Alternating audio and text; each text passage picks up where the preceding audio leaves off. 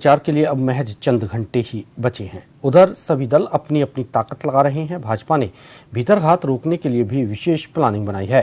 भाजपा मुख्यालय से जानकारी दे रहे हैं हमारे संवाददाता अनिल सेन। 7 सीटों के उपचुनाव को लेकर मतदान का काउंटडाउन शुरू हो गया है। तमाम पार्टियों ने हमने देखा पुरजोर ताकत लगाई।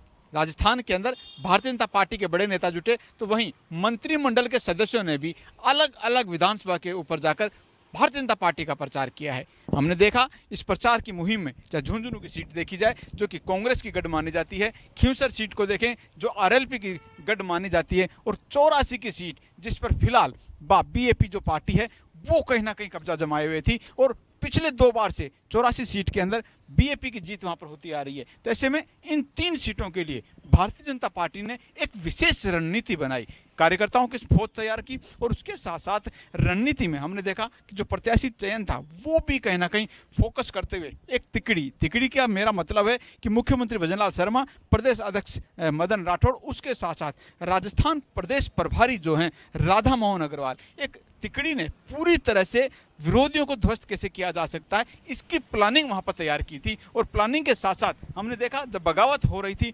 नामांकन के साथ में, तो बगावत को मैनेज करने का काम भी जो है वो भारतीय जनता पार्टी ने बखूबी वहां पर किया। चाहे प्रदेश प्रभारी हो या मुख्यमंत्री भजनलाल शर्मा हो या प्रदेश अध्यक्ष मदन राठौड़ हो, तीनों ने बगावत को मैनेज किया। अब मतदान से ठीक पहले भीतरघात नहीं हो, पोलिंग के अंदर किसी की नाराजगी नहीं हो, इसको कैसे मैनेज किया जा सकता है, एक प्लानिंग अब यहाँ पर चल रही है। हम देख रहे हैं तमाम जो भारतीय जनता पार्टी के लीडर हैं वो अलग अलग फोकस किए हुए हैं। खासतौर से दौसा सीट जो इस समय रोचक मुकाबले में देखी जा रही है, किरोड़ीलाल मीणा अपने भाई के लिए प्रचार कर रहे हैं। हमने देखा बैलगाड़ी पर सवार हुए, और उसके साथ साथ भिक्षाम देही वोट जो है वो उस मुहिम को वहां पर चलाया गया, और इस मुहिम में देवली उरियाणा की सीट जो है वो भी एक तरह से फंसी हुई नजर आ रही थी। बीजेपी ने राजेंद्र गुर्जर को जो है एक बार फिर से इस प्रत्याशी बनाकर मैदान में उतारा, तो वहां पर मुकाबला काफी रोचक नजर यहां पर आ रहा है। कई सीटों पर मुकाबला प्रत्याशियों के बजाय ये देखा जा रहा है कि जो पार्टी के दिग्गज नेता हैं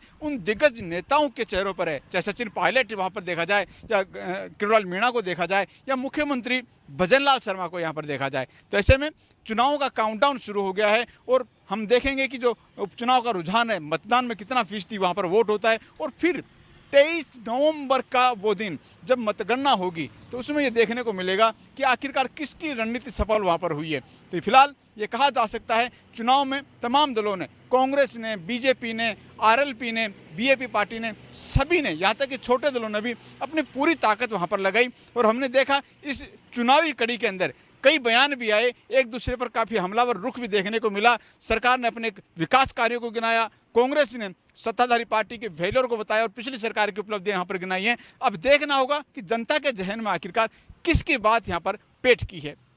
सहयोगी रामकृष्ण सैनी के साथ अनिल सेन, जंक्शन न्यूज़ जयपुर।